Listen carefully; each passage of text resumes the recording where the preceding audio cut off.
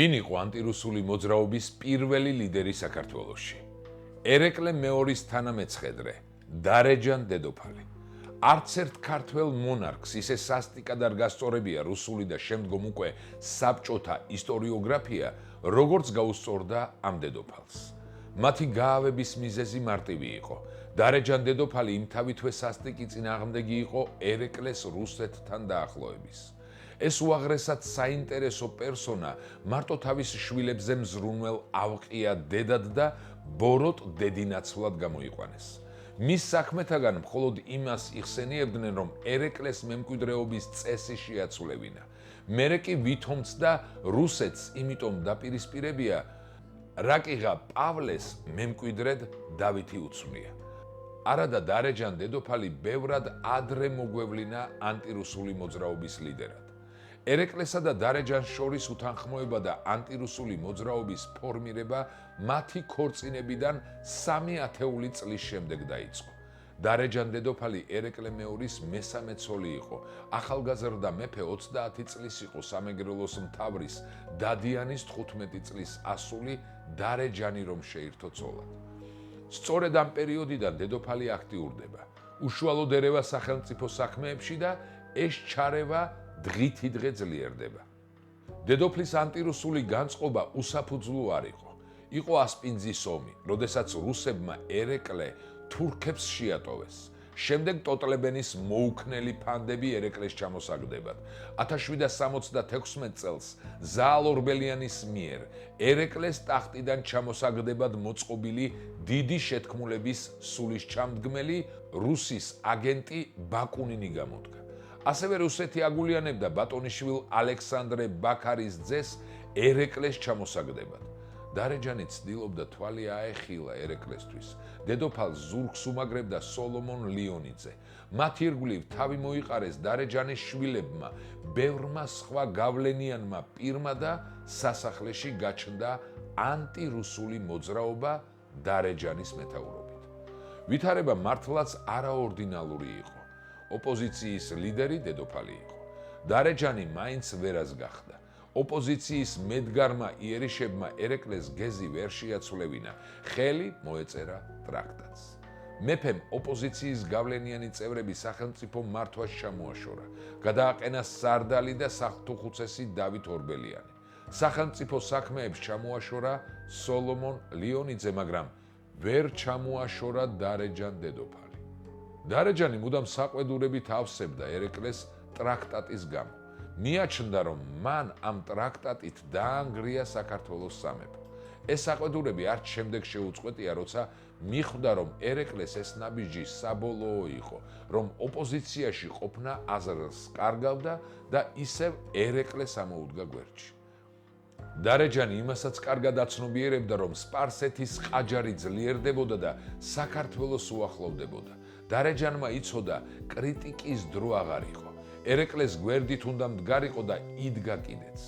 მოსვენებას არ აძლევდა რუსეთს. ტრაქტატით ნაკლის რვალდებულებებს ახსენებდა. ეკატერინე მეორეს წერდა და ჯარის მოშველებას სთხოვდა. აღამაჰმად ხანის შემოჭრამდე 2 თვით ადრე, შემდეგაც როცა იგი თბილისს მოადგა, დარეჯანმა ფერფლად ქცეული თბილისი რამდენიმე მხლებლის ამარა, ხელცარიელმა დასტოვა და ანანურს მიაშურა. შიკრიკი რომ ეფრინა კავკასიის ხაზზე, რათა რუსის ჯარი ეხლავ ლინიიდან დაძრულიყო ერეკლეს საშველად. დედოფალ დარიას თხოვნა პეტერბურგმა მაშინ განიხილა, როცა თბილისის ტრაგედია უკვე კარგა ხნის დამთავრებული იყო. ეკატერინეს წერდა მერეც და დახმარებას თხოვდა, რადგან იცოდა, რომ აღამაჰმად ხანი ისევ შემოესეოდა ქართულ კახეთს. ეკატერინემ დაიწყო კიდეც დიდი ექსპედიცია სპარსეთის წინააღმდეგ, მაგრამ მოკვდა და მისი შემოყვანილი ჯარი პავლემ უკანვე წაიყვანა. დარეჯანი ისევ წერდა პეტერბურგს. აღამაჰმად ხანის პირდაპირ მარტო ნუდაგტოვებთო, მაგრამ მისი ვედრება ამაოდ დარჩა. საქართველო ხელახალი აოხრებისგან რუსეთმა კი არა სასწაულმა იხსნა, მრისხანე შაჰი საქართველოში გამოლაშქრებამდე მოახრჩვეს. დარეჯანი უმაღლეს დონეზე აწარმოებდა დიპლომატიურ მიმოწერას. მართლაც განუზომლად დიდი იყო მისი გავლენა. რუსი ისტორიკოსები უწყებიან, რომ დედოფალმა დარეჯანმა სამეფო საქმეებში ჩარევა დაიწყო ჯერ კიდევ 1780 წელს, ხოლო 1792 წლიდან დამოუკიდებლად მართავდა საქართველოს. 1791 წელს ერეკლეს მემკვიდრეობის კანონიც შეაცვლევინა. დარეჯან დედოფლის გავლენა მხოლოდ პოლიტიკურ და დიპლომატიურ სარბიელზე არ ყოფილა ასეთი მძლავრი. გვიან ფეოდალურ საქართველოში არსებობდა ასეთი ინსტიტუტი, დედოფლის სასამართლო, რასაც პრეცედენტი არ მოეპოვება მსოფლიოს ისტორიაში. ქვეყანაში პირველი მოსამართლე საბოლოო ინსტანცია მეფე იყო, მაგრამ ეს ყველა სხვაგან. ქართლ კახეთში კი დედოფალმა დარეჯანმა ერეკლესგან ეს ფუნქციაც გადაიბარა ნაწილობრივ. ყველა სამოქალაქო საქმეს სწორედ დარეჯანი იხილავდა როგორც უმაღლესი მსაჯული. იგი იყო პირველი მოსამართლე სამოქალაქო საქმეებზე. მართალია მეფეს ჰქონდა უფლება ვეტო დაედო დარეჯანის გადაწყვეტილებებზე, მაგრამ მას არც ერთხელ არ უსარგებლია ამ პრივილეგიით. ერეკლეს გარდაცვალების შემდეგ, როგორც რუსი ისტორიკოსები წერენ, უმრავლესობა დედოფალ დარიას გამეფების მომხრე იყო.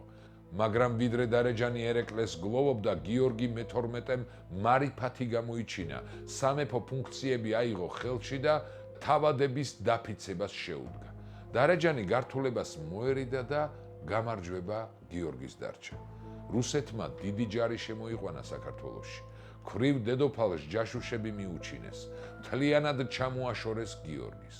გიორგიმ დარეჯანს მამულები ჩამოართვა და თავის მეუღლეს გადასცა, რამაც დარეჯანის ვაჟები გააცეცხლა და აჯანყა.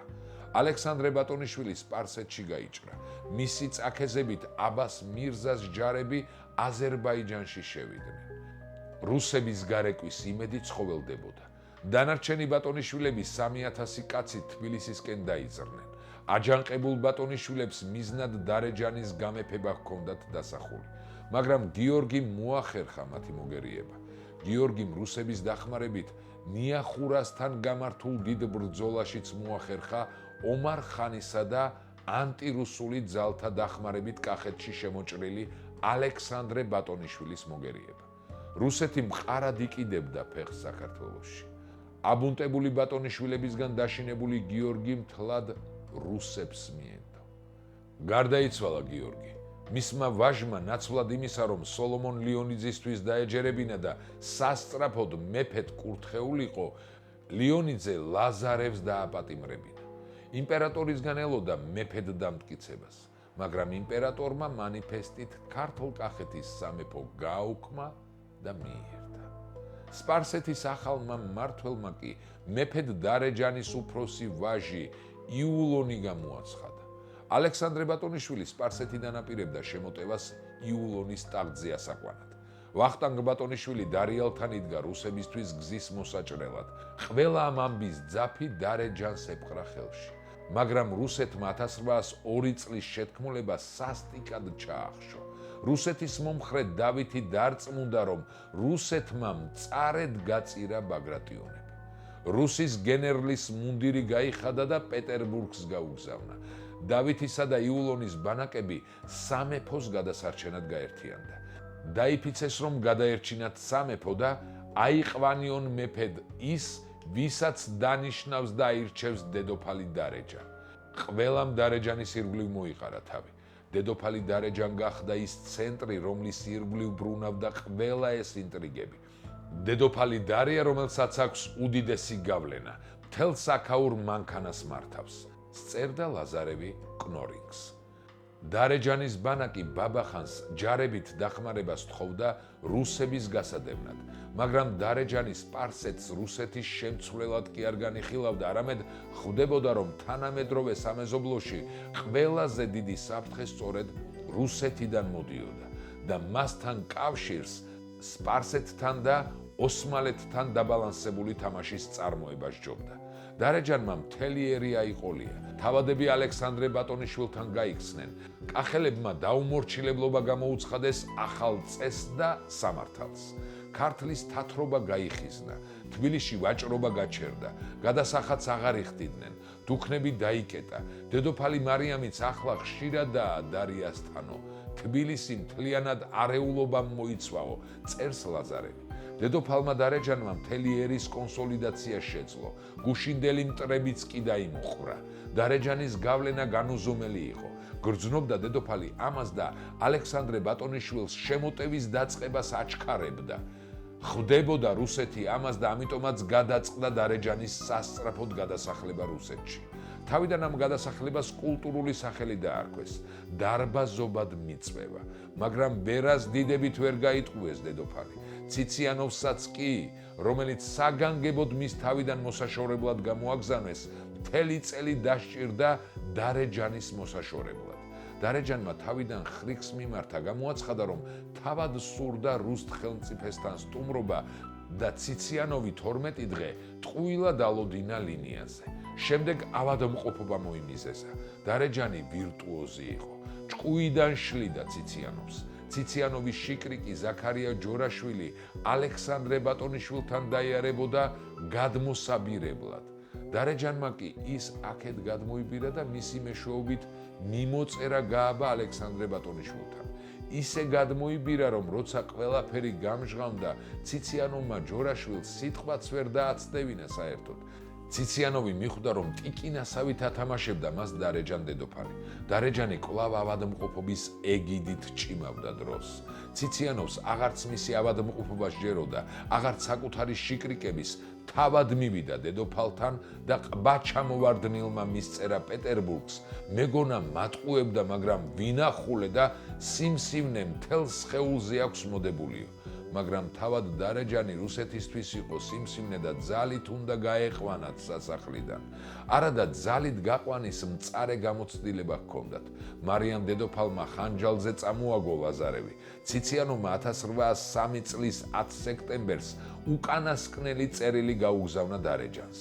დროის გაყვანას ნუღა ცდილობ, ძალით გამოგასახლებო. დარეჯანმა სიამაყე მოთოკა, ვრცელი წერილი გაუგზავნა ციციანოვს. მოხუცებულობისა და სნეულების გამო შეწყალებას თხოვდა. სიამაყეს რაც დაეძებდა დროის მოსაგებად იმპერატორსაც გაუგზავნა თხოვნა სათქმელად რომ ჰქონოდა იმპერატორის პასუხსველიო. იმპერატორს ალექსანდრე ბატონიშვილმაც გაუგზავნა დიპლომატიური ნოტა, სადაც დედის საქართველოში დატოვებასაც ითხოვდა. ნუ მოკლავთ გზაში, აცალეთ რომ თავისი ძვლები ერეკლეს გვერდით მოასვენოსო. ჯორაშვილი კი დაიჭირეს, მაგრამ დედაშვილს ისევ ცხოველი მიმოწერა ჰქონდათ სხვა შიკრიკების სახელით და დარეჯანს შვილის ამ ნოტის იმედიც ჰქონდა, მაგრამ პეტერბურგი დუმდა. პირიქით ციციანოვს გამოსახლების დაჩქარებას თხოვდნენ.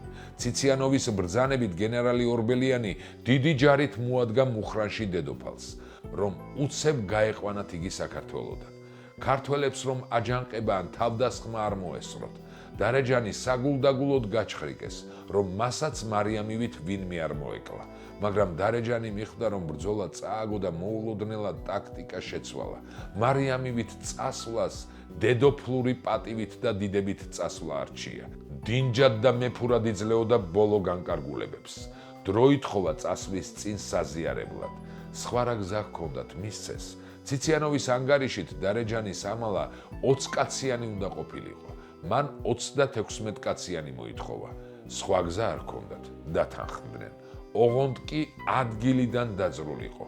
დაიძრა, მაგრამ ერთი დღე წილკანში გაჩერდა შვილებთან. მერე ჯიკურა ანტკარშიც. ანანურში ერთის ნაცვლად 2 დღე გაჩერდა. დაიძრა და ანანურიდან 3 ვერსში ისევ გაჩერდა ღამის გასათევად. კვლავ ავადმყოფობა მოიმიზესა. ორბელიანი სიმწრისგან პაგონებს იკვნეტდა. დარეჯანი საქართველოში ყოფნის წუთებს იხანგრძლივებდა და თან გულზე ხეთქავდა ციციანოვს და რუსებს. ყველა სოფელში, სადაც გაიარა, თითო დღეღამე ჩერდებოდა და მეფურ ნადიმებს იხდიდა. ამალის გარდა საქართველოს საზღვრამდე მიაცილებდნენ ქალიშვილები, შვილიშვილები, სიძეები, უხუცესნი, სამღვდელოება, ყოფილი სარდლობა. ხალხი უკან მისდევდა ჯარით გარშემორტყმულ დედოფალს და მისტიროდა. ეკონომი უმიანცევი დარეჯანს ეწუწუნებოდა, ფული და სურსათი აქვე საქართველოში გაგვითავდება, შეამცირეთ, სადა გახადეთ სტუმართა კვებაო. დარეჯანი მოჭრით პასუხობდა, ჩვენ მდარესა და ნაკლებ სუფრას ჩვეული არ ვართ და თუ რუსეთს საამისო სახსარი არ აქვს, აქ ჩემს ქვეყანაში დავრჩები, ფეხსაც არ მოვიცვლიო. ბოლო ღამე კაიშაურში გაათენა დედოფალმა. შუაღამისას დედოფალთან მისულმა მოხუცმა მთიულმა ამცნო, რომ მთელი მთიულეთი იქ იყო შეიარაღებული, რათა რუსის ჯარი გაეწყვიტათ და დედოფალი გაეტაცებინათ. მას თეკლა ბატონიშვილიც ახვა, მაგრამ დედოფალმა სისხლის ღვრა აღარინება და საქართველო დატოვა. ციციანოვისგან დაგეშილმა მოზდოკის კომენდანტმა დარეჯანს და მისამალას ტრიალ მინდორზე გაატარებინა 6 დღე და მხოლოდ შემდეგ შეუშვა მოზდოკში. 1804 წლის 22 მარტი დედოფალი უკვე მოსკოვშია. 1804 წლის 28 მაისს პეტერბურგში ვხვდებით. დარეჯანმა სასტიკი ზედამხედველობის მიუხედავად მაინც მოახერხა საქართველოსთან კავშირის გაბმა. მეტიც, სპარსეთში ალექსანდრე ბატონიშვილთანაც განაახლა მიმოწერა, თანაც იმპერატორის ლოცვა კურთხევით. მოიფიქრა, ვითომ ალექსანდრე ბატონიშვილთან შეხმიანება სურდა იმ მოტივით, რომ მისთვის რუსეთში ჩასვლა და რუსთ ხელმწიფესთან შერიგება ერჩია. იმპერატორთან შუამდგომლობა პეტრე ბაგრატიონს გააწევინა და დაითანხმა. შიკრიკად სომეხი გოგია კალუსოვი მისცეს. ამ შიკრიკის მფარველობა კი ციციანოვს დაავალეს. ციციანოვი ხვდებოდა, რომ დარეჯანი კვლავ რაღაცას ხიმანდრობდა, მაგრამ სხვა გზა არ ჰქონდა. დანოსებს გზავნიდა იმპერატორთან და ბაგრატიონს მდარე პოლიტიკოსს ეძახდა დარეჯანის პროტეჟეობისთვის. თვით დარეჯანს კი ნიღბის მატარებელ ინტრიგანს. მანამ არ მოისვენა, სანამ კალუსოვს საიდუმლო წერილები არ აღმოუჩინა და ყველაფერს ფარდა არ ახადა. იმპერატორი მიხვდა, რომ დარეჯანში მოხუცს შვილს მონატრებულ დედაზე მეტად საქართველოს დედოფალი ბორგავდა. ყველა გზა გადაუჭრეს. დედოფალს ყველა იმედი დაემსხვრა, მიხვდა, რომ ვეღარ მოესწრებოდა საქართველოს თავისუფლებას. რუსეთმა სისხლში ჩაახშო 1804 წლის მთიულეთის დიდი აჯანყება. ხელთ იგდო მისი მოთავე ფარნაოზ ბატონიშვილი და ვორონეჟში გადაასახლა მეუღლესთან და 4 მცირეწლოვან შვილთან ერთად. მანამდე იულონი დააპატიმრეს და გადაასახლეს ტულაში. დარეჯანს არათუ მათთან ერთად ცხოვრების საერთოდ ნახვის უფლება არ მისცეს. ამდენ სიმწარეს ვეღარ გაუძლო დედოფალმა და მიიცვალა 1807 წლის 8 ნოემბერს. რუსეთის იმპერატორმა ის მეფური ღირსებით ნევის მონასტერში ხარების ეკლესიაში დააკრძალვინა. განსვენებას დაესწრო თვით იმპერატორი და დიდი ჯარი. დაგვიწერეთ თქვენი აზრი დარეჯან დედოფლის შესახებ. გამოიწერეთ კარდუს გვერდები, მოიწონეთ ეს ვიდეო და გაუზიარეთ, რაც შეიძლება ბევრს, რათა ყველამ გაიგოს ამბები საქართველოსზე.